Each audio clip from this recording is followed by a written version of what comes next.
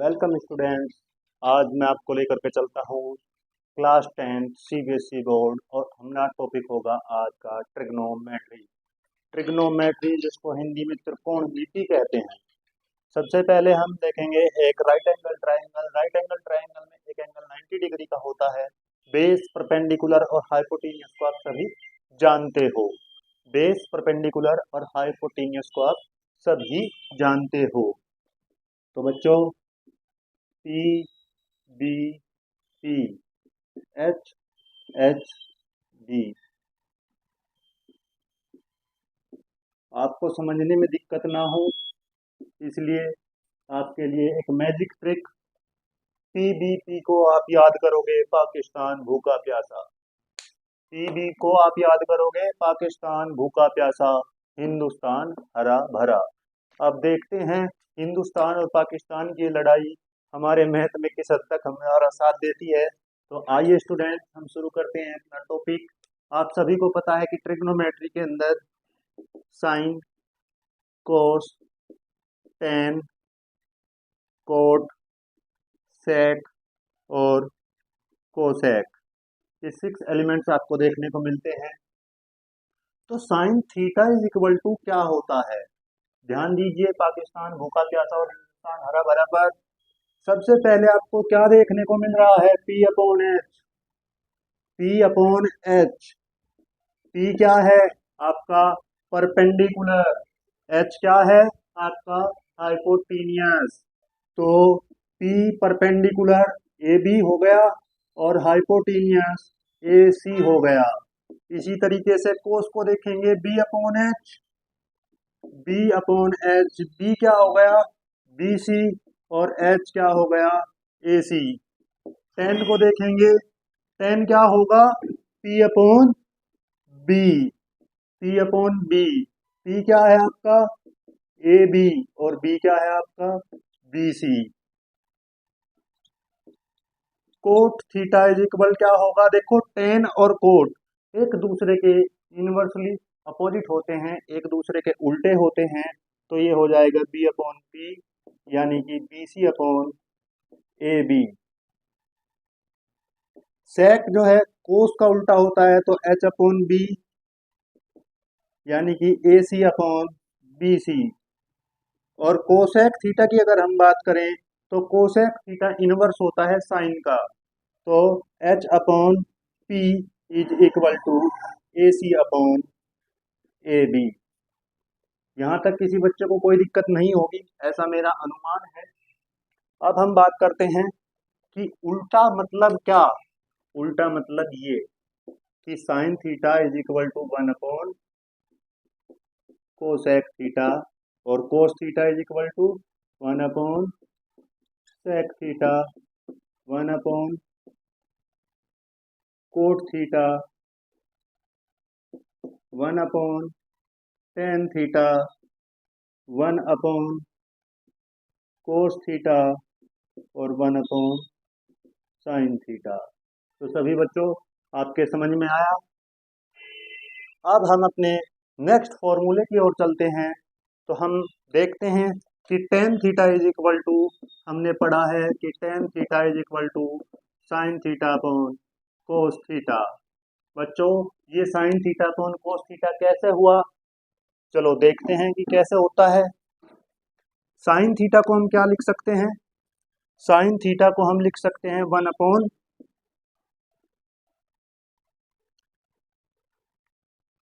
Upon cosec theta और ये हो जाएगा 1 upon sec theta.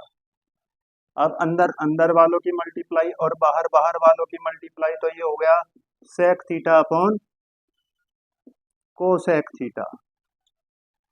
Sec theta upon cosec theta.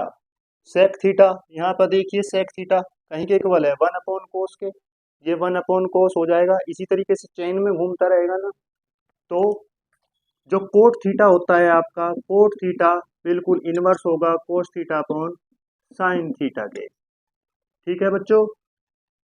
अब हम जो इम्पोर्टेंट आपके लिए बेसिकली पेपर में भी पूछा जाने वाला क्वेश्चन है, उस क्वेश्चन के बारे में हम यहाँ से बात करने वाले हैं। उस क्वेश्चन को हम देखेंगे। आइए डिस्कस करते हैं। आज मैं डायरेक्ट आपको क्वेश्चन लगवाऊंगा और ये क्वेश्चन कितनी ही बार बोर्ड एग्जाम में पूछा गया है कि sine square theta plus cos square theta is equal to 1। Prove that सिद्ध कीजिए कि sine square theta plus cos square theta is equal to 1। बच्चों घबराने की बात नहीं है, क्योंकि अभी तक आपने ये केवल एक फॉर्मूले के रूप में पढ़ा है। जितना भी सिलेबस आपने पढ़ा है उसमें से केवल एक फॉर्मूले के रूप में पढ़ा है। तो देखते हैं बना कैसे। तो सोल्व करने के लिए सबसे पहले क्या, we know A C square is equal to A B square plus B C square. ये क्या है, पाइथागोरस थ्योरम। ये क्या है, पाइथागोरस थ्योरम। ठीक है, हमने क्या लिया है, एक राइट एंगल ट्राइंगल लिया है। राइट एंगल ट्राइंगल पर ही आपकी पाइथागोरस थ्योरम अप्लाई होती है। तो सपोज करो ये आपकी इक्वेशन 1 हो गई। तो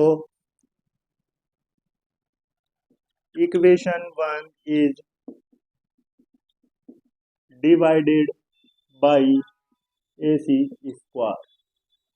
ए सी स्क्वायर से पूरी इक्वेशन को डिवाइड करने के बाद A C square upon A C square, A B square upon A C square, B C square upon A C square. देखेंगे यहाँ पे 1 बच गया। ए बी अपॉन ए सी, अभी हमने बात की थी ए बी अपॉन ए सी। देखिए ए बी अपॉन ए सी क्या है, साइन। ए बी और ए सी दोनों के ऊपर क्या है, स्क्वायर। तो ये क्या हो जाएगा, 1 is equal to sine square theta. B C upon A C, B C upon A C ये क्या है आपका, कोस। तो ये क्या हो गया आपका, कोस स्क्वायर थीटा। तो हमने प्रूव कर लिया। तो हमने प्रूव कर लिया है क्या, जो हमारी पहली प्रॉपर्टी थी ट्रिग्नोमेट्री के अंदर। तीनों प्रॉपर्टी में से कोई सी भी प्रॉपर्टी को आपको बोल सकता है कि प्रूव दैट, प्रूव कीजिए।